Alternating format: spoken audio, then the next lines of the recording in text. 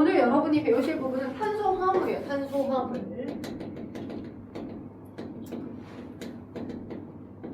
탄소화물의 정의는 뭐냐면 탄소를 주축으로 하여서 탄소들이 주변에 H나 O나 N이나 N을 막 화학적 결합을 형성하는 거야.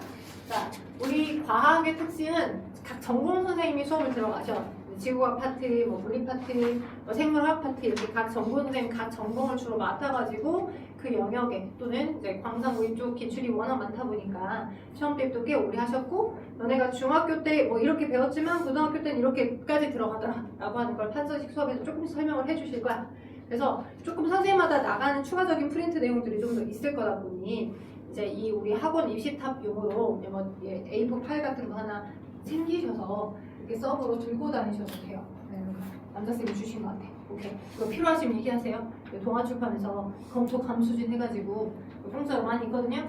드릴게요. 세 번째입니다 지금 뜨기. 아 그런가요? 남자쌤이 계속 입혀고 다녔지. 아 네, 됐을까. 자, 그래서 탄소화물은 탄소를 주축으로 하여 주변에 H나 O나 뭐 N이나 SP 이런 원자들이 결합하여 다양한 화학적 화합물을 만든 걸 말해. 다양한 화합물을 만든 거. 자, 이런 원자들을 고무결합하여 다양한 화학적 성질을 갖는 물질이 만들어진 거. 근데 이제 선생님 저는 탄소화물은 용판 생소한데요. 근데 여러분이 중학교 때 배우셔서 뭐 어떤 거 탄수화물, 단백질, 지질, 핵산 이런 거 배웠어. 탄수화물, 단백질, 지질. 중학교 때는 핵산은 안 배웠다. 오케이. 탄단지 배웠죠 중학교 때? 그죠? 그리고 고등학교 때 탄단지 언제 배웠어? 중2 때 배웠어. 탄수화물, 단백질, 지방, 녹말, 그지? 아미노산 뭐 이런 거 배웠어. 이제 이런 것들이 탄소화물이 되는 거고, 그리고 이제 고등학교 때 올라가서 추가적으로 핵산이라고 하는 유전 물질이라고 하는 DNA, RNA를 추가로 더 배워. 자, DNA, RNA도 탄소화물이구나라고 하는 걸 배우게 될 거야. 되겠어요? 오케이. 자, 그렇다면 탄소화물이 왜 어떻게 해서 탄소가 어떤 화학적 성질을 갖고 있는지 저럴 수 있대요 라고 해서 본질적인 생명화학, 그러니까 화학과 연결된 부분을 조금 이해를 하셔야 돼요. 됐죠? 그래서 이 부분은 이제 계속 제가 생물을 지도하면서 뭐 뉴클레오타이드나 핵산의 기본 단체, 뉴클레오타이드나 염기들끼리의 어떤 수소 결합을 설명을 해줘야 되기 때문에 화학적인 어떤 내용을 안 건드릴 수가 없어. 좀 건드려야 되다 보니 그래서 여러분께 추가 프린트로 이 주기율표가 나와 있는 것까지도 좀 드린 거예요. 오케이? 그래서 오늘 약간 화학적 내용 요소랑 조금 아울러진다는 거. 자, 그러면 한번 진행을 해볼게요. 자, 그러면 여러분 이제 화학을 배우시면서 고등학교 통합과학의 화학 파트를 배우시면서 뭘 배우냐? 도대체 원자들끼리 이 원자랑 저 원자랑 어떤 식으로 왜 이렇게 결합하는지, 메테인은 왜 C에 H가 꼭 4개끼리까지만 결합을 해야 되는지, N 주변에 H 4개는 못 붙는지, 아니면 5개는 왜 못 붙는지, 오케이? 왜 이렇게 개수가 정해져 있는 건지에 대해서 각자 과학자들이 좀 의아하고 궁금했어. 어떠한 룰대로 그 원자들끼리 화학결합을 형성하는지 궁금했고, 그리고 원자 하나하나들도 원자의 어떤 플러스나 마이너스를 띠는 정기적 성향이 있는지 없는지에 대한 연구도 이루어졌어. 네, 여러분이 중2 때 배웠던 그 부분에서 원자는 정기적으로 어때요? 중성이죠. 원자들은 정기적으로 중성이야. 왜? 플러스를 띄고 플러스 전하량을 갖는 뭐와? 원자 핵하고, 그죠? 원자의 중심에 원자 핵 부분, 원자의 질량을 결정하는 원자 핵 부분과 마이너스 전하를 갖는 뭐가 있어? 전하를 띠는 정자가 있죠. 그죠? 원자는 정기적으로 중성이라는 거. 자, 이 정도까지는 중학교 때 배웠어. 중2 때 배웠어. 맞죠? 됐죠? 기억나죠? 오케이. 자, 그리고 어떠한 룰들끼리 원자들끼리 서로 화학적 결합이 형성하는지가 궁금해서 원자 하나하나에 대한 디테일을 연구를 해봤더니, 그랬더니 뭐가 보이더라? 족, 그리고 주기. 가족의 족이 아니라 족이나 주기로 원자 하나하나들의 어떤 화학적, 원자 하나하나들이 가지는 화학적 성속성, 화학적 공통성은 그 원자들이 가지는 원자의 원자가 전자. 자, 화학하면서 또 배울 거야. 선생님 속도가 너무 빨라요 할 수도 있는데 자꾸 들어보라고 선생님이 얘기하는 거야. 그 원자들이 가지는 원자가 전자의 개수들이 화학적 개수들이 화학적 공통성을 만들어내. 그걸 세로 방향으로 배치를 시켜놓은 거야. 세로가 이렇게 해줘? 세로 방향으로 배치를 시켜놓은 거고, 주기는 화학적 공통성보다는 그 원자들이 가지고 있는 원자가 중성 상태로 배치되어 있는 원자들의 어떤 전자 껍질수, 원자들을 구성하는 전자 껍질 수에 따라서 가로 방향으로 배치를 시켜놓은 것이 그게 주기야. 오케이? 그걸 원자들마다 각각의 원자 번호들이 있는데 그들을 자 이렇게 나열해 놓은 거죠. 그래서 여러분이 자 조기 가로 세로 방향이고요. 1점. 자 나눠졌던 프린트 보시면 2조. 그죠? 여기는 쭉 건너뛰어졌다가 이렇게 가갖고 13족, 14족, 15족, 16족, 17족, 18족 발음이 유의하게 18족 이렇게. 오케이 총 18개가 있어. 이 사이에도 원자들이 있고요. 네? 그래서 1족, 2족, 13족, 세로 방향 13, 14, 15, 16, 17 있고요. 18족 있고요. 그리고 이제 중학교 때 조금 과학을 욕심껏 하셨던 학교 선생님들은 뭐도 알려주셨을 거다. 아마 뭐도 1번부터 20번까지 해당하는 원자 번호 순서대로 외워라. 그치? 혹시 못 외워주신 분은 지금 외우셔야 된다. 저는 초육 애들이 중1 올라오면서 여기를 혹시 배운다. 여러분 여러분 때는 중2 때 여기를 배웠는데 지금 얘네들도 중학교 2학년인데 아예 주기율표 자체를 배워. 여러분 지금 고등학교 통합과 하시면서 여기 주기율표 배우잖아. 과학 학원 정도를 다녀야 주기표를 중학교 때 나눠주면서 너네 일단 다 외워. 얘는 금속 원소들이고 쟤네들도 금속 원소들이고 나머지는 비금속 원소인데 그들이 어떤 화학적 성질을 가져 라고 하거든. 그게 아예 공통교육과정, 의무교육과정에 중학교 때 내려와서 중학교 때부터 외워버리도록 하고 있거든요. 외우셔야 돼요. 여러분. 오케이? 그래서 자 이렇게 외우시면 쉬워요. 욕으로 외우시면 쉽습니다. 자, 수헬리베 리베 그죠? 4개씩 단위로 외워서 하나씩 따서 수소, 헬륨, 리듐, 베릴륨. 그리고 붕신노마처럼 보이죠?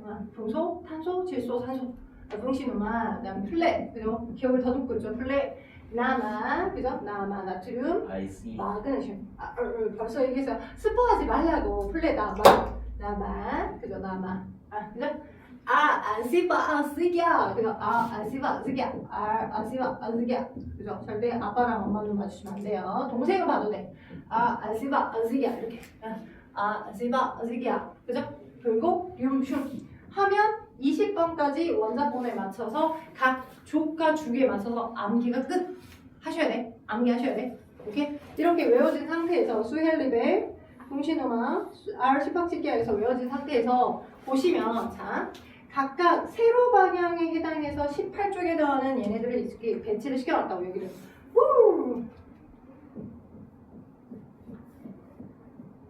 자 여기가 18쪽인데 얘네들의 화학적 성향이 되게 중요해.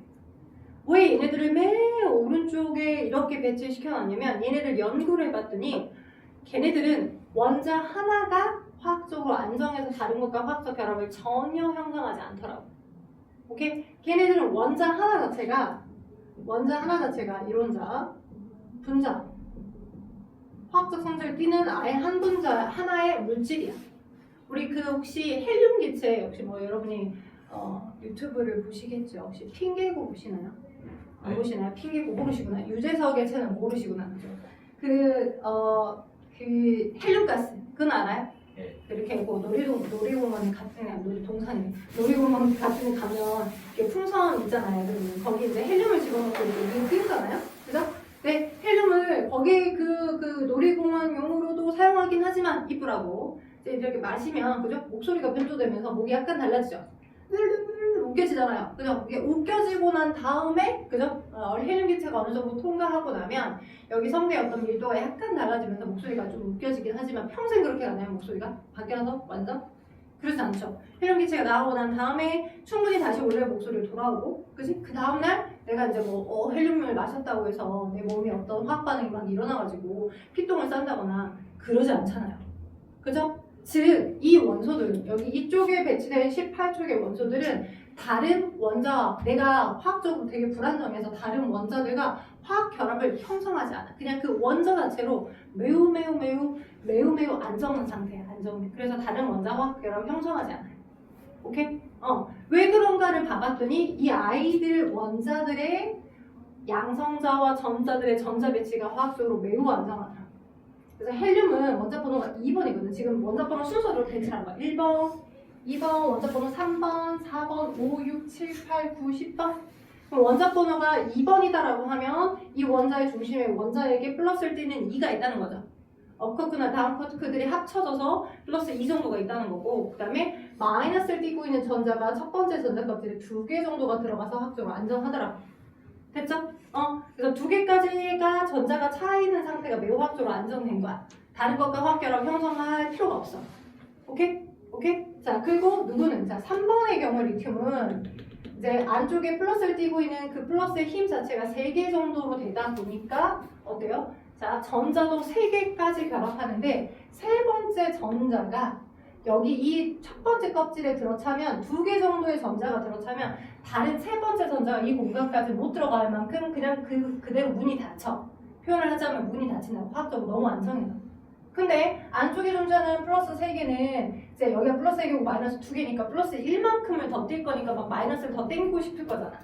근데 여기에 어떠한 힘 자체가 화학적으로 안정해져 있는 상태이기 때문에 에너지 준위가 안정해져 있는 상태이기 때문에 얘네들이 머무는 청력의 공간보다 조금 더 넓은 다른 공간에 전자 하나씩이 들어가 있는 상태인 거야. 그래서 전자 껍질이 2개 있는 상태야. 누구는? 여기서부터는. 그래서 아까 주기가 자 가로 방향은 전자 껍질 수에 의해서 1주기예요. 그다음 여기는 2주기예요. 다 전자 껍질 수가 2개로 되어지면서 전자들이 하나씩 더 들어가 있는 거야. 두 번째 전자 껍질에 1개씩 전자들이 더 개수가 더 들어가져 있어서 8개까지 차 있는 거지. 이해된가요? 이거는 이제 화학하시면서 조금 더 배우시게 될 거야. 그래서 주기는 가로 방향으로 원자들의 전자 껍질 개수에 따라서 배열을 시켜놓은 거. 그러면 리튬하고 베릴륨이나 금소, 탄소, 질소, 산소, 플로린들은 다 전자 껍질이 2개까지 있는 거야. 두 번째 전자 껍질에 최대 8개까지 들어차져 있는 거지. 됐죠? 그런 어떤 화학적 공통성을 가지고 있는데, 그런데 보아하니 무엇을? 여기를 보아하니 연구를 해봤더니 헬륨도 다른 원자의 전자와 어떤 화학적 결합을 형성한다거나 네온이나 아르곤도 화학적 결합을 형성한다거나 형성을 하지 않고 그냥 그 자체로 매우 안정적일 수 있는 이유가 헬륨은 2개, 그 다음에 네온은 원자 번호 10번 안쪽에 전자 껍질에 2개, 바깥쪽의 전자가 지금 현재 하나, 둘, 셋, 넷, 다섯, 여섯, 일곱, 8개까지 두 번째 전자 껍질에 8개의 전자가 들어차져 있는 그 상태일 때 화학적으로 그 전자 껍질의 어떤 에너지 준위, 에너지의 수준이 너무 안정하여 다른 아이들로부터 전자를 더 받들어 올 필요도 없고 내가 가지고 있는 전자를 버리면서 안정화될 필요도 없는 매우 안정된 전자 배치 상태를 이루고 있더라.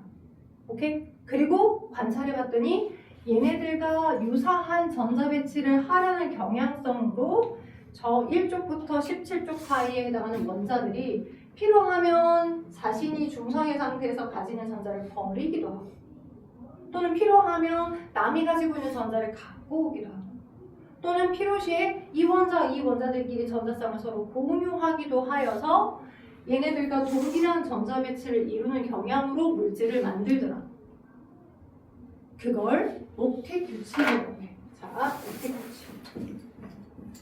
조금 속도를 좀 빨리 빼려고 하다 보니 지금 근데 화학하시면서 여러분 다시 배워요. 옥텟 규칙이랄지 등등등을 다시 배울 건데 좀 정리를 해줘볼게요. 오늘 물의 극성이랑 탄소화물까지 해야 돼서. 자, 그러면 옥텟 규칙이 뭐냐? 저 아이들, 그러니까 주기율표상에 존재하는 저 원자들이, 그러니까 1번부터 거의 대부분 1번부터 원자 번호가 1번부터 20번까지에 존재하는, 20번 사이에 존재하는 대부분의 원소들, 물론 예외되는 원소들도 있을 수 있어. 네, 여러분의 정규 교육 과정에서는 예외되는 것까지를 많이 고려하지 않아. 고일통합과 수준에서, 수능의 수준에서는. 돼요? 근데 대부분은 저 1번부터 20번까지의 저 원자 번호를 갖고 있는 것 사이에서는 원자들 하나하나가 어떤 원리로 18쪽에 해당하는 전자와 동일한 전자 배치를 이루려고 하는 경향성으로 내가 전자가 부족하면 전자를 얻어오거나, 오케이? 또는 너도 부족해, 너도 부족해, 그럼 전자를 서로 공유하자라는 형태로 화학결합을 형성하더라고. 그게 옥택 규칙이야. 이 옥택이 뭐야? 악토고야, 악토고. 8이라고 하는 숫자야. 18쪽이잖아. 그치? 그래서 대부분의 다른 사이 원자들이 18쪽에 해당하는 헬륨이나, 그치? 또는 네온, 아르곤과 유사한 같은 전자 배치를 이루려는 경향성으로 화학결합을 형성하더라. 이 화학결합에는 어디에서? 화학 부분에서는 이온결합이나 동유결합이라고 하는 걸 배우게 될 거야. 생물 파트에서는 이런 이온결합, 동유결합에 추가적으로 수소결합이라고 하는 키워드를 기억하셔야 돼요. 오늘은 물의 극성과 수소결합을 조금 더 설명하기 위해서 이 부분을 크게 베이스를 깔고 있는 거야. 자, 여기까지는 이해돼요? 여기까지는 이해돼요? 되겠어요? 오케이? 그래서 그러면 여러분이 여러분 주변에 있는 물질들로 생각을 해볼 수 있어. 일단 내가 요거를 먼저 좀 설명을 해줄게. 고무결합을. 자, 저런 옥택 규칙에 의한 원리로 고무결합이나 옥택 규칙을 이루려고 하는 경향성에 의해서 이온결합이나 각각들을 결합을 형성한다고 했었잖아. 주변에 우리가 오늘 배울 게 탄소 한 풀이니까 메테인. 혹시 메테인하고 암모니아하고 물의 화학식 기억날까요? 메테인 화학식 어떻게 써요? 메테인 화학식 어떻게 써요? 메테인 화학식, 암모니아 화학식, 교비는 암모니아 NH2였나? 2, 3 NH3. 물 화학식 뭐예요? 선우. H2. 네, H2. 네, 천천히 맞는 말들을 하셨습니다. 자, 화학식 써볼게요. H2O고요. 암모니아는 NH3입니다. 얘가 암모니아고요. 메테인은 뭐예요? CH4입니다. 오케이? 그러면 왜 탄소 옆에 H가 4개까지 붙을 수 있는지, N 옆에 H가 왜 3개 있는지, 그냥 단순히 얘네들을 그 개수를 너니까 그냥 무조건 왜요라고 하는 게 중학교 수준이었었다라고 한다면, 지금은 옥택 규칙에 의한 형태들로 그러니까 얘 옆에는 항상 얘가 4개가 붙겠고 얘 옆에는 3개가 붙겠고 얘 옆에는 O 옆에는 H가 2개 붙구나 라고 하는 걸 받아들이시면 좋아. 그리고 수행평가나 이런 형태들로 그림을 그려보게끔 하셔. 고등학교 올라가면. 오케이? 자, 그럼 그림 그려볼게. 나중에 화학하면서 여기를 천천히 다시 다 설명을 해주실 거야. 근데 그때 다시 한번 이러이러하구나 라고 머릿속에 정리를 하시고, 내가 오늘 되게 빠른 속도를 하기 때문에 한번 흡수를 해봐. 자, 그럼 메테인은 CH4잖아. 이럴 경우 자, 각각 원자의 전자 배치를 그림을 그릴 거야. 원자 번호가 좀 더 높은 거를 중심으로 먼저 그림을 그려. 그럼 메테인을 먼저 표현해볼게. 메테인에 C와 H 4개가 있잖아. 탄소랑 수소 4개가 있잖아. 그치? 그럼 탄소의 원자 번호가 몇 번이야? 6번이지. 그치? 수해, 리베, 붕신, 노마니까 6번이다. 6번을 읽고요. 안쪽에 전자 2개 있고요. 두 번째 껍질 전자가 몇 개 있어요? 4개 있겠죠. 하나, 둘, 셋, 넷. 그죠?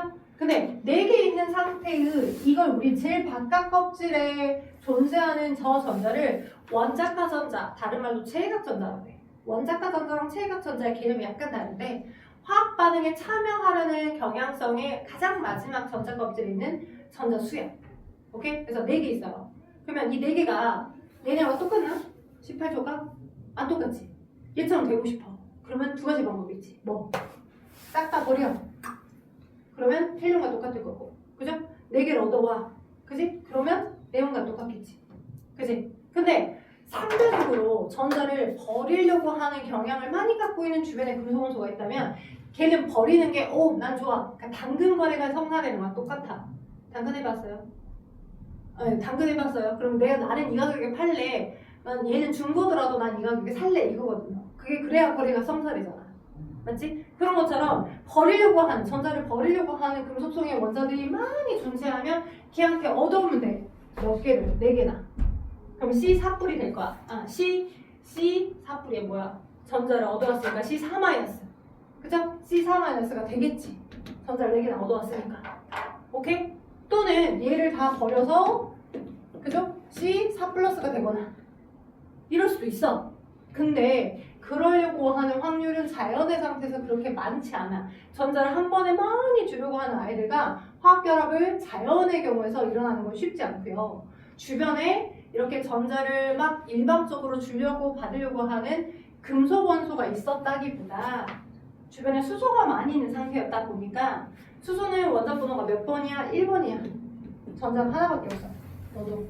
그지? 네, 전자가 하나밖에 없어. 전자가 2개 있어야 수소도 헬륨처럼 유사해져서 안정적일 건데. 그치? 그래서 이 수소들이 나도 전자가 부족해, 니도 전자가 부족한 상태인데 서로 야, 나도 부족하고 니도 부족하니까 우리 서로 당근 거래하자 하는 식으로. 그지? 주거니 받거니를 완전히 하는 게 아니라 그지? 야, 나도 지금 헬륨처럼 되고 싶은데 부족하거든. 그러니까 네 거를 마치 내 거인 것처럼 그냥 아다리 꼬다리처럼 이렇게 갖다 쓸게. 너도 내 거를 갖다 써라 이런 식으로. 그지? 전자쌍을 공유를 한 거야. 돼요? 그러면 얘 입장에서도 누구와 똑같고요? 헬륨과 똑같아지고 수소 입장에서도 맞죠? 그리고 얘네가 이렇게 가까이 갔고 그죠? 너도 마찬가지로 이렇게 가까이 가서 야 나도 지금 전자가 부족하거든? 네 나랑 니캉나캉 공유하자. 그지? 너 내 것처럼 써 나도 네 것처럼 쓸게. 확 갖다 가지는 않았지만 확 갖고 가지는 않았지만 돼요? 그래서 전자쌍을 서로 공유한 거야. 이걸 공유 전자쌍이라고 해. 공유된 전자쌍. 공유 전자쌍. 너도 공유 전자쌍. 돼요? 그래서 각 물질들마다 공유된 전자쌍이 몇 개라고 물어보는 게 가장 기본 문제. 그죠? 수소가 가까이 갔어요. 내 거 수소, 내 거 전자인데 니도 내 거 갖다 써, 나도 갖다 쓸게 이렇게 같이 전자쌍을 서로 공유한 거야 지금. 그죠? 수소가 가까이 갔어요. 니캉니캉 서로 전자쌍을 공유하자. 너 내 거 갖다 써, 나도 네 거 갖다 쓸게 이렇게. 공유된 전자쌍 수가 1쌍, 2쌍, 3쌍, 4쌍 이렇게 가. 그러면 수소는 수소대로 누구와? 헬륨과 유사한 전자 배치. 맞죠? 수소는 수소대로 헬륨과 유사한 전자 배치를 이루고 있고. 맞죠? 맞죠? 누구대로? 탄소는 탄소대로 하나, 둘, 셋, 넷, 다, 여, 일곱, 8개를 이루고 있으니까 내용과 똑같은 전자 배치를 이루다 보니 그 전자 배치가 화학적으로 안정하여서 더 이상 다른 물질과 결합을 형성하지 않는 거예요. 되겠어요? 오케이? 이런 식으로 탄소들은 최대 4개와 전자쌍을 공유하면서 물질들을 이룰 수 있겠죠. 그죠? 그래서 탄소가 원자가 전자가 4개가 있다 보니까 탄소의 원자가 전자가 원자가 전자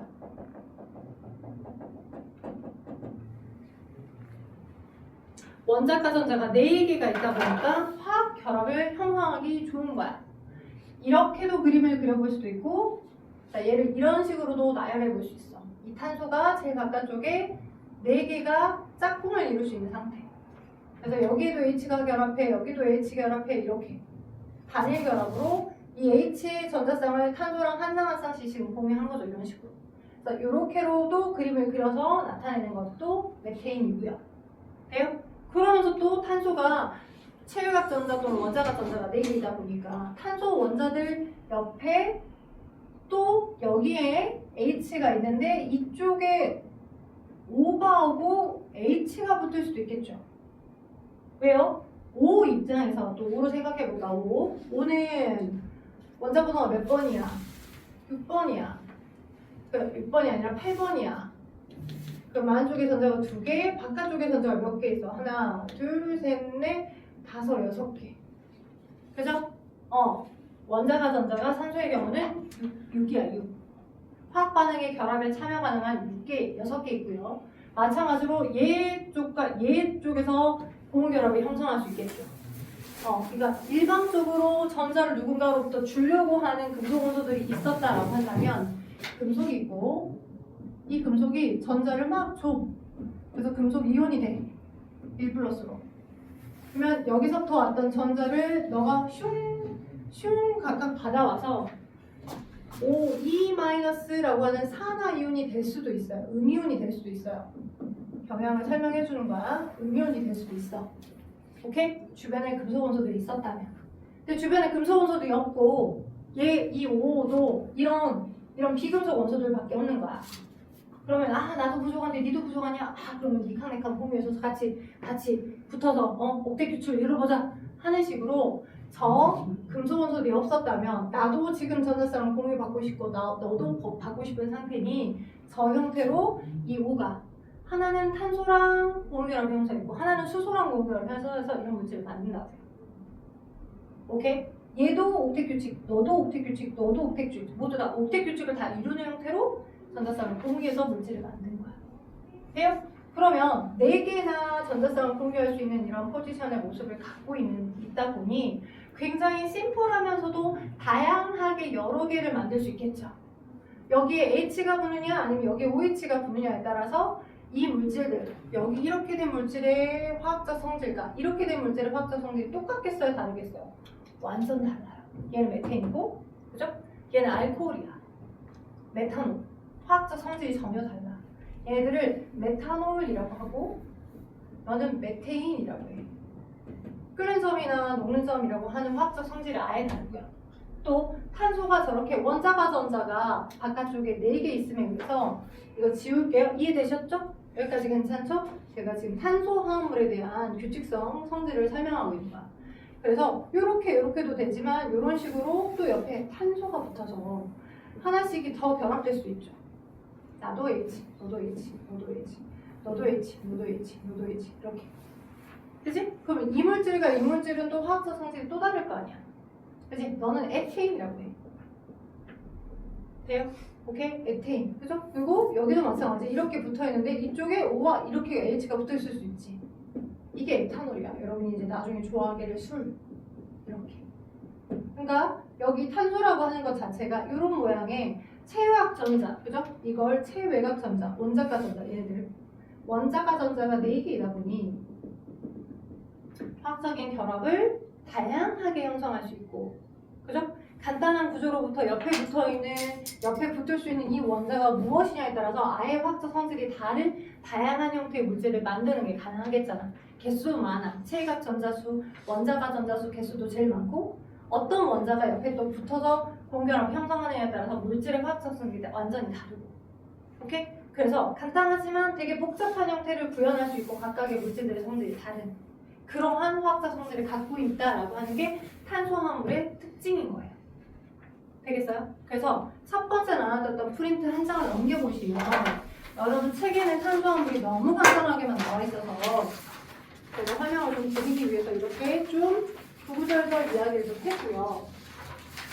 프린트 한 장 넘겨보시니까 거기 프린트 100쪽에 지금 설명이 나와 있는 부분이 있습니다. 자, 생명체를 구성하는 물질에서 설명이 나와 있는데 대부분의 생명체는 두 번째 줄 오른쪽 부분에 보면 대부분의 생명체는 물과 소량의 무기물을 제외하고서는 탄수화물, 지질, 단백질, 핵산화 같은 유기물로 구성되어 있다. 이런 유기물은 모두 탄소로 이루어진 기본 골격의 수소, 산소, 질소와 같은 원자가 결합해서 이루어진 탄소화물이더라. 라고요. 그죠? 탄소화물에 대한 정의를 설명해드렸고 탄소화물의 결합의 규칙성에서 원자가 전자가 4개이다 보니까 탄소 원자 한 개는 최대 4개의 다른 원자가 고결합을 형성하면서 굉장히 다양한 형태를 만들 수 있죠.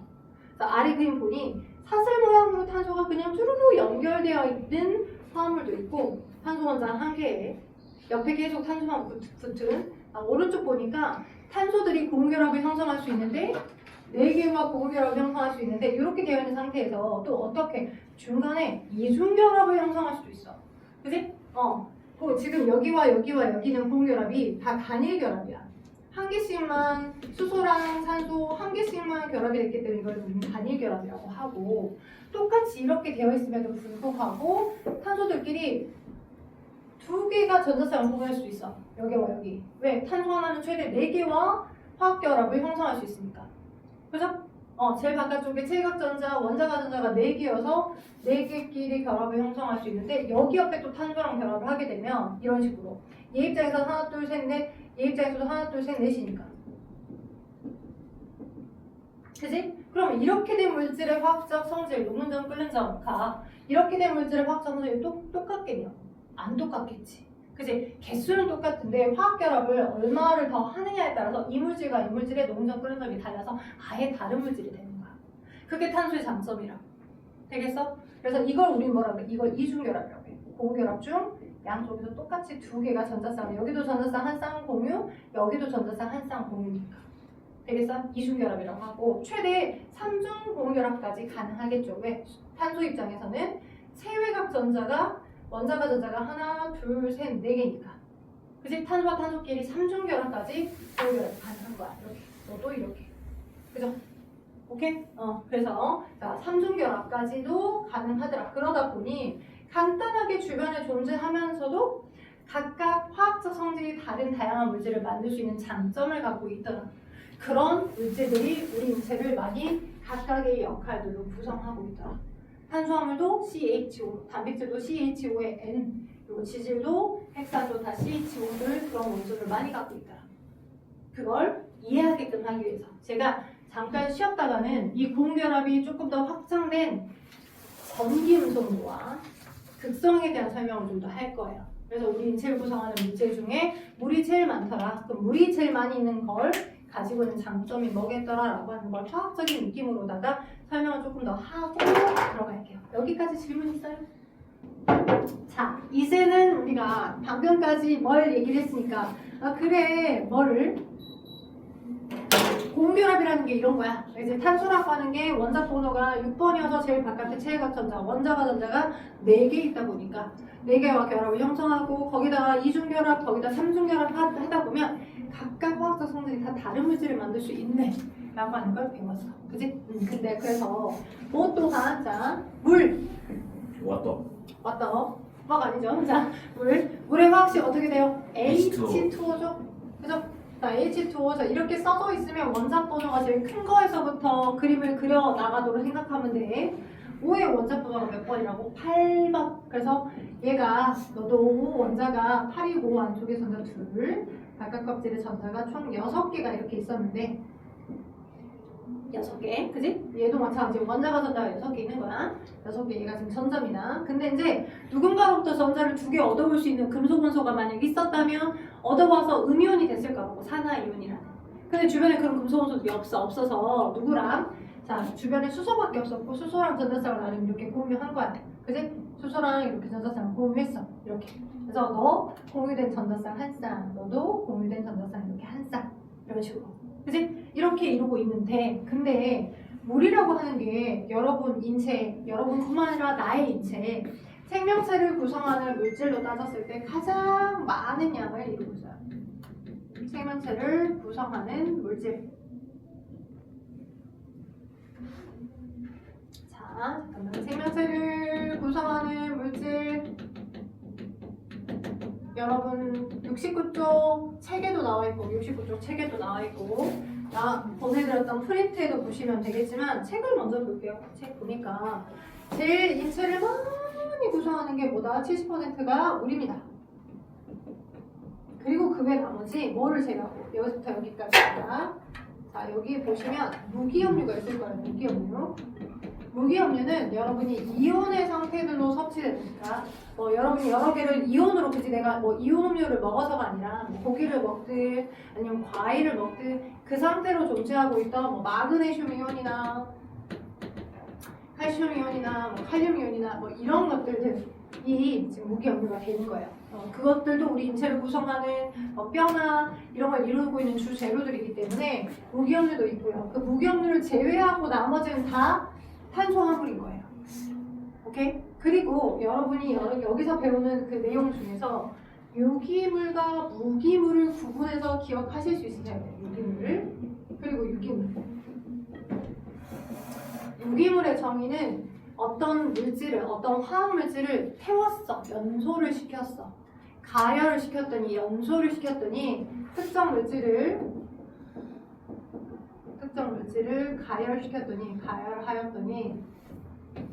가열하여서 에너지 수준이 낮은 형태로 노폐물이 막 만들어졌겠죠? 그래서 가열을 막 했더니 이산화탄소나 물이라고 하는 노폐물이 발생되는 거. 그걸 우리는 유기물이라고 해. 오케이? 유기물. 그럼 봐봐. 자, H2라고 하는 물 얘를 연소를 시켜. 그럼 이산화탄소나 물이 만들어질까? 아예 여기 자체에 이 물질 자체에 탄소라고 하는 골격이 없잖아. 그치? 이산화탄소나 물이 발생되겠어? 발생 안 되겠지. 그치? 그러니까 물은 유기물이 아니야. 유기물과 무기물의 정의 기억하셔야 돼.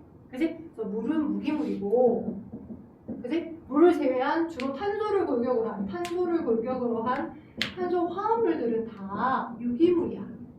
이해돼요? 탄소가 들어있으니까 걔네들이 화학 반응하면서 이산화탄소나 물이랑 노폐물이 최종적으로 만들어지겠지. 되겠어? 그래서 우리 인체, 생명체를 구성하는 여러 가지 물질들 중 가장 많은 양은 유기물이다 라고 하면 맞는 거야, 틀린 거야? 나 누구랑 지금 수업하고 있어? 틀렸어요. 물이니까요. 네, 그죠. 물이니까요. 틀렸잖아요. 그죠? 여러분, 인체를 구성하는 여러 가지 물질들 중에 제일 많은 양을 차지하고 있는 건 무기물입니다. 그죠? 무기물 하면 무기압류만 떠올라. 아, 무기압류 해봤자 코딱지만큼 이만큼밖에 안 되는 이온의 상태들인데 적을 거야 라고 생각하시면 안 돼. 그래서 OX 문제에서 가장 많이 틀린 것 중에 하나, 가장 많이 여러분이 1번부터 5번까지 보기 중에서 가장 많이 틀린 것 중에 하나, 유기물과 무기물의 정의를 몰라서 틀린다는 거예요. 오케이? 여러분의 인체를 거의 대부분 다 뭐로 이루어졌다? 무기물로 이루어졌다.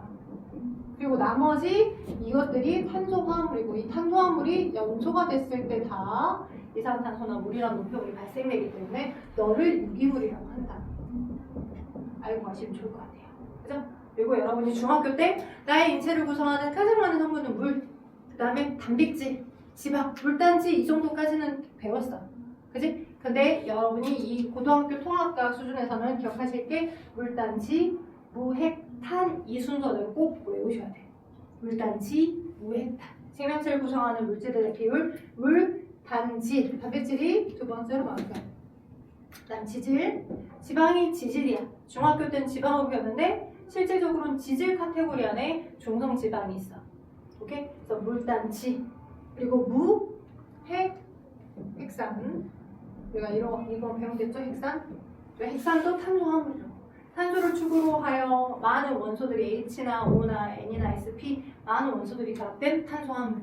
그리고 항상 매 끼니마다 가장 많은 양을 먹어주는데 인체를 구성하는 비율이 가장 작은 지방. 에? 마지막 질문.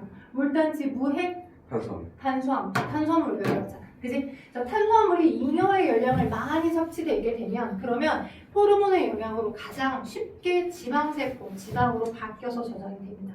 그러니까 찌기는 좋아. 왜 또 한국 사람들은 밥 심해라고 밥 많이 먹잖아. 근데 이 그 혈당량, 포도당량이 잉여량이 너무 많으면 얘를 제일 먼저는 간에다가 글라이코젠이라는 다당류로 저장을 해. 그리고 그럼에도 불구하고 너무 많은 열량들이 남아두고 있으면 걔를 지방으로 전환해서 지방세포에다 저장을 하거든. 그래서 지방이 세 번째로 많고 물단지 제일 자주 먹지만 우리 인체를 가장 적게 구성하고 있는 게 탄수화물이라는 걸 꼭 기억하세요. 여러분 몸은 물로 이루어졌습니다. 그죠? 물이 거의 대부분입니다. 그럼 우리 여러분 인체를 가장 많이 구성하고 있음에서 이룰 수 있는 장점이 있겠죠. 그걸 화학적인 형태로 한번 접근을 해보자고요. 오케이? 아까 제가 고무결합 설명했잖아요. 그죠? 고무결합. 옥텟규칙을 각각의 모든 원자들이 옥텟규칙을 이루는 공통성에 의해서 고무결합을 형성하고 있어. O 원자, H 원자 각각 나도 헬륨처럼 너도 네온처럼 이렇게 고무결합을 형성하고 있는데 근데 여기에 추가로 물이라고 하는 것 자체가 물 분자 혼자만 띡 있는 게 아니라 우리 인체 내에 물 분자가 여러 개들이 돌아다니고 있죠. 하나만 띡 있는 게 아니라 여러 개가 있어요. 그리고 너도 이렇게 있고 수소 너도 이렇게 있고 아름 전자살 이렇게 공유했어. 그리고 여러분이 조금 화학에 대해서 조금 더 다뤄지게끔 더 공부를 조금씩 더 하다 보면 어떤 개념이 들어가냐면 전기 음성도라고 하는 개념을 배웁니다. 자, 어떤 개념이냐 전기 음성도는 이거다. 공유를 하긴 했어. 너도 전자, 너의 전자, 또 나의 전자, 전자성을 서로 공유하긴 했거든? 근데 진짜 완벽한 표현은 아닌 거야. 그러니까 공유가 100% 되려면 어때야 돼? 예를 들어서 내가 100만 원짜리 태블릿을 동생이랑 같이 나눠서 샀어. 동생의 세뱃돈, 나의 세뱃돈을 이렇게 반띵 부담해갖고 반만씩 100만 원짜리를 하나를 샀어 같이. 그러니까 언니랑 같이 나눠 쓰자 하고서 이렇게 샀단 말이야. 근데 이제 언니가 고딩이야. 그리고 이제 인강을 볼 수 있는 확률이 높아. 그래서 거의 12개월 중에 12개월 동안 내내 월요일부터 금요일까지는 내가 지금 뭔가를 봐야 되니까 내가 갖고 있어. 그리고 주말 꼴랑 한 2시간에서 3시간 정도 학원 갔다가 동생에게 이렇게 게임하라고 한 2시간, 3시간 정도만 쓰게끔 줘. 그러면 그거 제대로 된 겁니까? 내가 거의 일주일 중에 5일을 써. 동생은 이틀 중에 한 2-3시간 써. 제대로 된 공이라고 볼 수 없잖아요. 그쵸? 없잖아요. 그죠? 이런 식의 결합을 형성한 거. 그거야. 뭐냐? 자, 전기음성도라고 하는 건, 자, 누구들 사이, 비금속 원소들 사이에 O나 H, N, F, 플로린이나 각각의 원자들이 공결합을 형성했을 시 이 전자쌍이 어디 쪽으로? 전기음성도가 큰 원자 쪽으로 봐봐, 여기는 플러스 1밖에 안 돼. 비율로 하자면 여기는 양성자가 플러스 1 정도고 양성자의 세기가 여기는 플러스 8이야. 이 전자쌍이 공유가 되어 있긴 하지만 이 전자쌍을 당기는 힘이 이 8이 훨씬 더 세다고. 그러겠지? 더 센 세계로 이쪽으로 더 당겨가 있는 거야. 누구 쪽으로? 전기음성도가 큰 산소 원자 쪽으로 전자구름이 조금 더 극단적으로 치우쳐져서 부분적으로 마이너스라고 하는 정유저상을 띠게 되고 이쪽은 뺏겨서, 수소는 뺏겨서 부분적인 플러스의 정유저상을 띠게 되어 있어. 그거 우린 극성이라고 해. 오케이? 각 원자들마다 전기음성도 값들이 다 차이가 나. 그래서 전기음성도라고 하는 건, 그지? 자, 전기음성도가 큰 원자 쪽으로 전자구름이 몰려 부분적인 분자인데, 물질이 하나인데 부분적인 플러스 전하나 마이너스 전하, 부분적인 전하를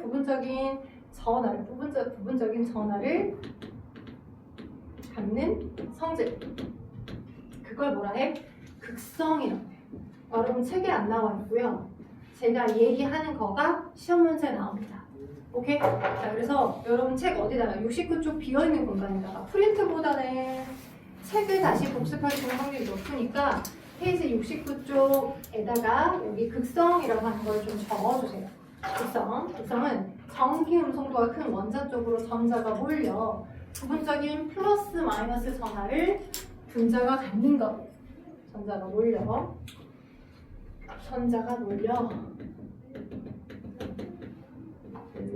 부분적인 플러스 마이너스 전하를 갖는 물질 또는 그것의 성질.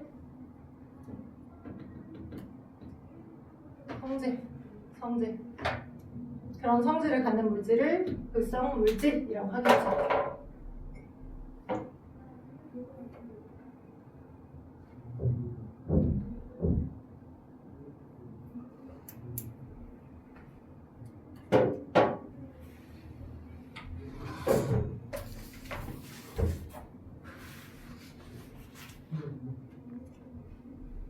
부분적인 플러스 마이너스 전하를 갖는 성질, 그런 물질,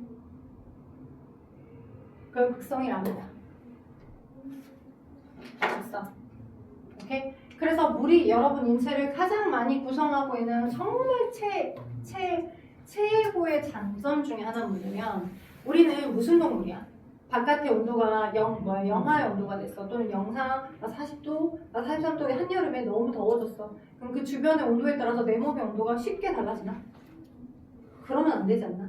그지? 어찌됐든 바깥이 춥든 덥든 모든 내 몸의 효소 시스템이 제대로 작동하게끔 하기 위해서 36도는 5도씨라고 하는 일정 온도를 유지해야만 해. 바깥이 춥든 덥든. 자, 갑자기 찬바람이 막 불었어. 내 몸의 온도가 영하로 막 뚝 떨어지고 그러면 안 된다. 일정 온도를 계속 유지해야 돼. 그런데 인체의 대부분이 물이잖아. 이 물이 물분자 하나만 띡 있는 게 아니라 저 물분자가 여러 개가 있고, 물분자들끼리 여기 지금 O가 있어요. 또 여기도 H가 있겠죠? 그리고 얘 분자들 안에서 나름 전자쌍을 이렇게 공유하긴 했지만 이렇게 공유하긴 했지만 이쪽으로 산소라는 이 원자 쪽으로 전자 구름이 많이 치우쳐져 있어서 그지? 부분적인 마이너스를 많이 띄고 있을 거고 이쪽으로 얘를 뺏겨서 부분적인 플러스 전하를 띄고 있을 거고 그지? 그러면 나의 부분적인 플러스의 정의적 성향을 띄고 있는 부분과 너의 부분적인 마이너스를 띄고 있는 것 사이에서 어떠한 힘이 생기는 거야. 약간 계속 썸 탈까? 또 서로 땡기는 어떤 힘을 가질까? 하고서 이 추가적인 인력이 생겨요. 이 똑같은 물분자와 이 물분자 사이에서 부분적인 플러스에 부분적인 마이너스에 완벽한 딱 결합은 아니지만 약간 서로 텐션을 가진 채로 썸 타는 것처럼 계속 끈끈한 뭔가 관계가 있는 것처럼 그지? 그런 힘을 갖고 있어요. 그런 힘을 우리는 수소 결합이라고 합니다. 생물에서 나오는 결합의 이름이야. 오케이? 주로 고율통합과학에서 이온 결합과 고무 결합까지만 나와. 근데 여러분이 학교에 가시면 학교 선생님이 생물 주전공 선생님이 계시다 보니까 이런 중요한 생물학적인 개념을 수업 시간에 설명을 해주시고 학습제는 한 톨도 없어. 근데 기하분, 이은, 디귿, 리을, 복이 판단하는 거에 수소결합이다, 이온결합이다 막 믹스해서 문제가 나온다고. 그러면 뭐가 수소결합이고 뭐가 이온결합이고 명확하게 구분할 수 있어야 이건가 저건가 안 헷갈리고 정답 하나를 2.8점 하나를 맞을 수 있는 거야. 돼요? 극성을 띠고 있는 분자들끼리의 추가적인 인력 그거 우리는 수소결합이라고 한다. 자, 수소결합은 극성을 갖는 분자 사이의 추가적인 인력. 생물에서 많이 나와. 여기 특히 핵산을 설명하면서 핵산을 구성하는 뉴클레오타이드의 염기와 염기 사이의 인력 또한 그걸 수소결합이라고 해. 그래서 극성이라고 하는 키워드를 꼭 기억하셔야 되고요. 수소결합이라고 하는 개념을 꼭 기억하셔야 돼요. 돼요? 그래서 극성을 갖는 분자 사이의 추가적인 인력 그걸 우리는 수소결합이라고 합니다. 이것도 적어주세요. 그러니까 물은 수소결합을 갖고 있어요. 물은 극성 분자고 물은 수소결합을 갖고 있다 보니 그러니 이 물 분자들 사이에 얘네들끼리 떨쳐지게끔 하기 위해서는 되게 많은 에너지가 필요한 거야. 우리 배웠죠. 중학교 때 비열 배웠죠. 비열의 개념이 뭐였어? 비열. 온도가 변하는 정도.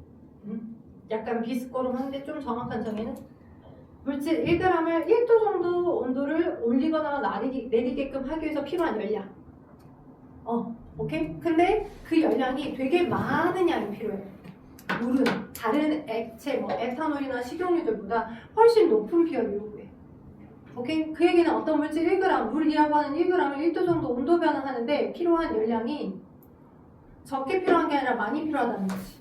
그지? 그러니까 1도 정도의 온도 변화가 쉽다는 거야, 어렵다는 거야? 어렵다는 거야. 물은 이런 수소결합을 갖고 있다 보니까 이런 힘이 있기 때문에 얘의 어떤 원도 변화를 일으키게끔 하는데도 많은 열량이 필요하고 또 얘네들이 결합이 끊어져서 얘네들은 완전히 자유롭게 떠돌아다니는 기체 상태의 수증기가 되려면 그때 필요한 에너지도 기와 열이죠. 근데 이런 인력을 갖고 있다 보니까 수소결합이라는 인력을 갖고 있다 보니까 기화되기도 쉬운 거야, 어려운 거야? 어려운 거야. 그래서 더울 때 땀을 흘려.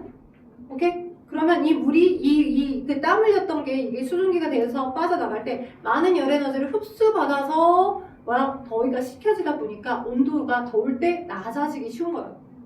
내 몸에 열을 되게 많이 빼들어가서 시원해질 거 아니에요. 풀리. 내 몸이 주변에서 열을 뺏겨서.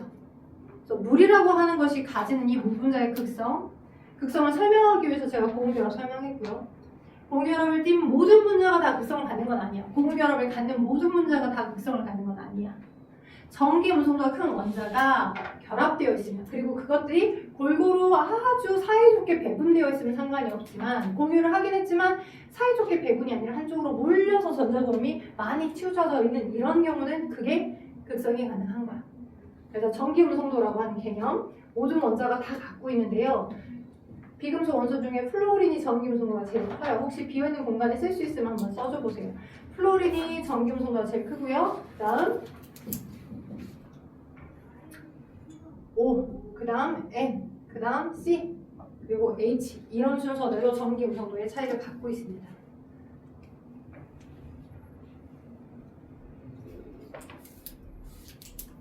오늘 첫 설계까지만 잘 인지를 하시면 생명과 화학이 아울러져 있는 탄단지에 대한 저 단위체에 대한 설명은 금방 여러분이 받아들이실 수 있어.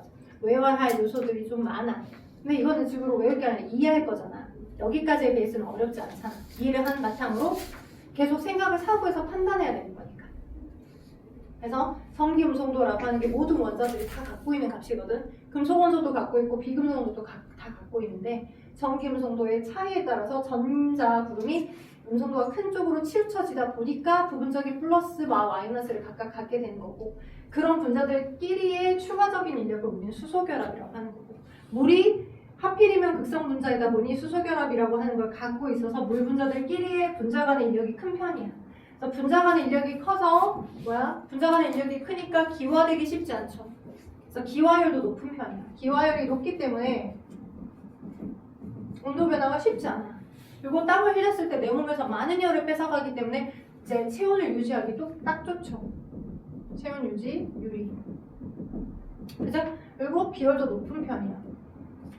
비열이 높기 때문에, 그지? 주변의 온도에 따라서 내 몸의 온도가 쉽게 달라지는 게 아니야. 그지? 그래서 온도를, 정온을 유지하기가 좋죠.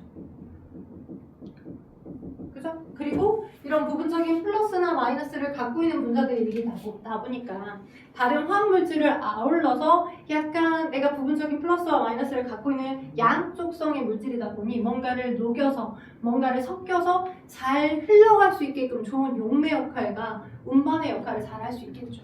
그래서 여러분의 혈액의 대부분 혈장에는 물이 90% 이상이다. 그지? 그래서 물은 또 그러다 보니까 좋은 용매 역할. 좋은 용매 역할과 좋은 용매 역할. 그리고 화학 반응을 매개해주는 역할을 수행하느라. 매개가 매개체, 그지? 서로 메이팅해주는 거, 매개에 유리하다.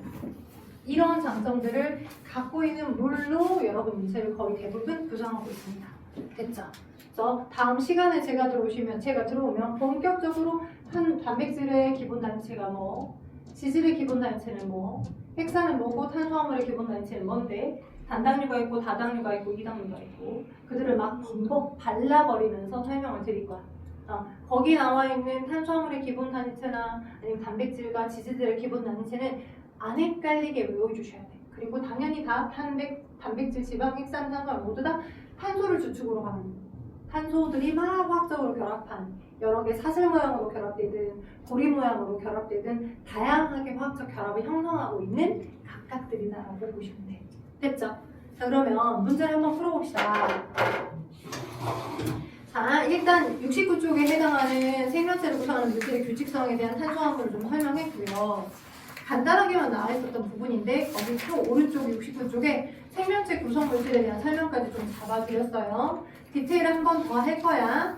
그리고 자, 탄수화물은 일정한 구조의 단위체들이 반복해서 결합하여 큰 분자를 이룬다라고 설명에도 나와 있죠. 그죠?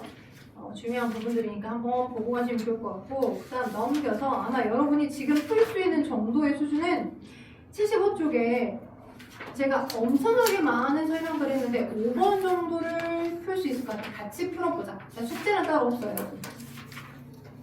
왜냐면 한 번 더 딥하게 설명을 하고 난 다음에 뭔가를 해야 할 것 같으니까. 5번 지금 여러분 손 좀 한번 대볼래요? 5번? 75쪽이요? 네, 75쪽에 5번이요.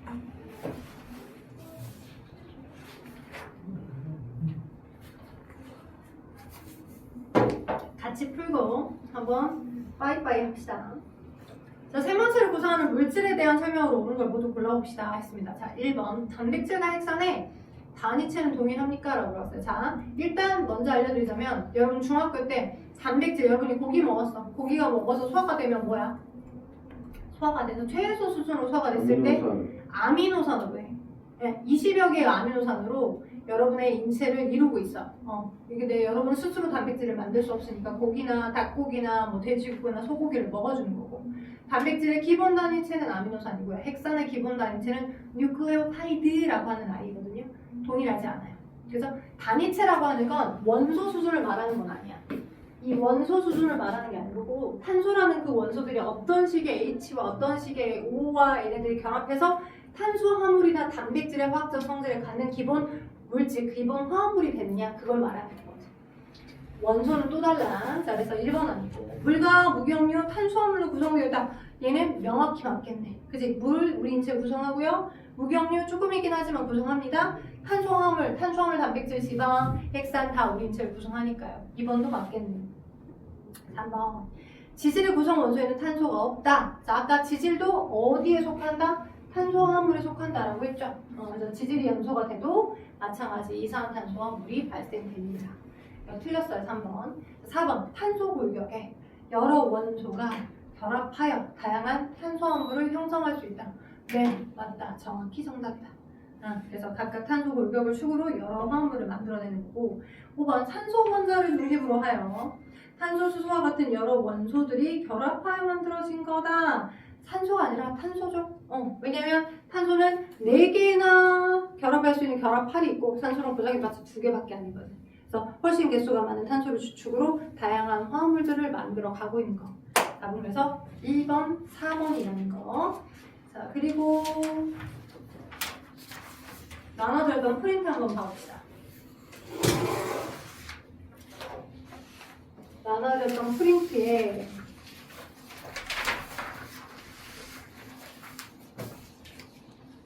첫 번째 페이지랑 첫 번째 페이지를 넘겨보시면 주기표가 있는 페이지를 넘겨보시면 그죠? 넘겨보시면 탄소 결합과 생명체 구성 물질에서 나와 있죠. 탄소 결합과 생명체 구성 물질 그쵸? 거기서 아래쪽에 보면 탄소 결합과 생명체 구성에서 그 부분을 이렇게 길긴 하지만 요 위에 텍스트에서부터 여기 봐봐. 요 위에 텍스트에서부터 아래 텍스트까지를 서술하세요 라는 식으로 시험 문제가 많이 나와. 왜 탄소 화합물이 우리 인체에 저렇게 많은 탄수화물이나 단백질이나 지질이나 핵산의 주 성분으로 사용이 되고 있는가? 왜 우리 생명체는 그렇게 탄소 화합물을 메인으로 쓰고 있는가? 오케이? 그러면 내용을 읽어보게 되면 이처럼 세 번째 줄부터 자 여기 첫 번째 줄부터 자 형광펜이나 빨간색으로 한번 그어봐요. 여러분 머릿속에 한번 박아보게.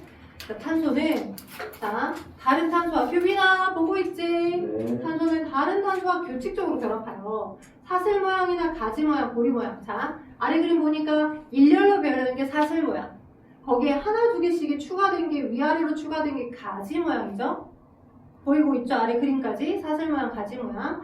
거기에 탄소들이 서로 서클 돌면서 원형으로 고리 모양을 만들기도 하고 아까 칠판에 얘기했던 것처럼 이중결합이나 삼중결합을 형성하기도 할 수 있겠죠. 됐죠? 아래 있는 그림까지 설명해줬어요. 이런 식으로 탄소 사이 이중결합이나 삼중결합 형성하기도 하더라. 이처럼 탄소는 많은 수의 원자가 연속적으로 결합할 수 있기 때문에 분자량이 큰 고분자 유기물을 만드는 데 유리하고 그 그림 아래 또한 탄소는 질소, 산소, 황, 철 등과 같이 거의 모든 원소와 결합할 수 있기 때문에 다른 원소들을 결합할 수 있는 원소들이 근데 결합할 수 있지만 다른 원소들은 결합할 수 있는 원소들이 제한적이 돼.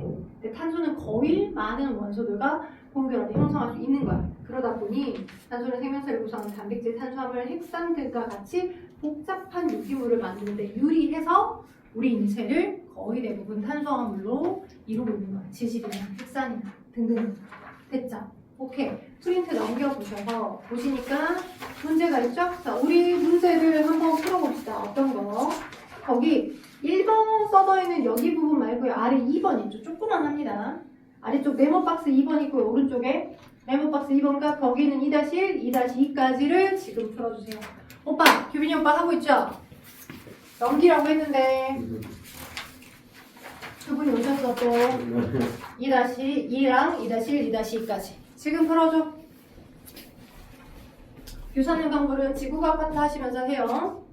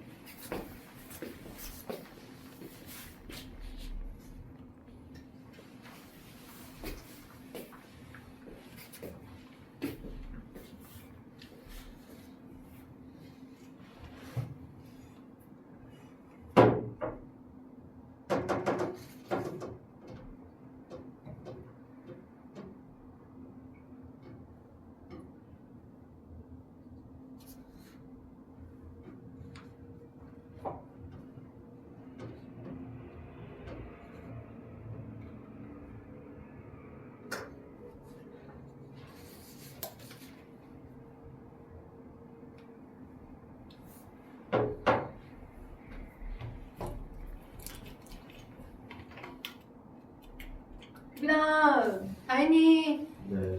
혜니, 진전이. 봅시다. 2번 박스 생명체를, 여기는 1번 박스는 규산형 강물이라 지구과학 부분과 관련되어 있어. 감상석이나 각성석 할 때 나올 거고, 아래 2번 박스만 얘기해 볼게. 네? 자, 2번 박스 생명체 구성 물질. 생명체를 이루는 유기물은 모두 탄소를 기본 결과로 하는 탄소화물이더라. 탄수화물, 단백질, 지방 싹 다 늘어더라. 탄소화물, 탄소가 H와 산소 등과 뭐해서 이온결합이야? 고무결합하여. 그치? 고무결합하여 만들어진 화합물로 우리가 이제 본격적으로 제가 두 번째 시간에 오게 되면 탄수화물의 기본 단위체, 단백질의 기본 단위체, 지질의 기본 단위체, 핵산은 어떻게 되어 있고 각각들을 배울 거야. 그 뉴클레오타이드들끼리가 어떤 식의 특성을 띠고 있어서 수소결합 형성하는지까지도 배울 거야. 자, 2-1 탄소는 뭐가 4개야? 네, 오늘 꼭 기억하실 거. 원자과 전자가 4개야. 네, 원자번호는 6번인데 안쪽에 제일 첫 번째 껍질에 들어있는 2개는 고려하지 않아. 가장 마지막에 존재하는 전자의 개수가 화학 반응에 참여 가능한 전자 수라고 하여 원자가 전자가 돼. 그래서 원자가 전자가 4개이므로, 그쵸?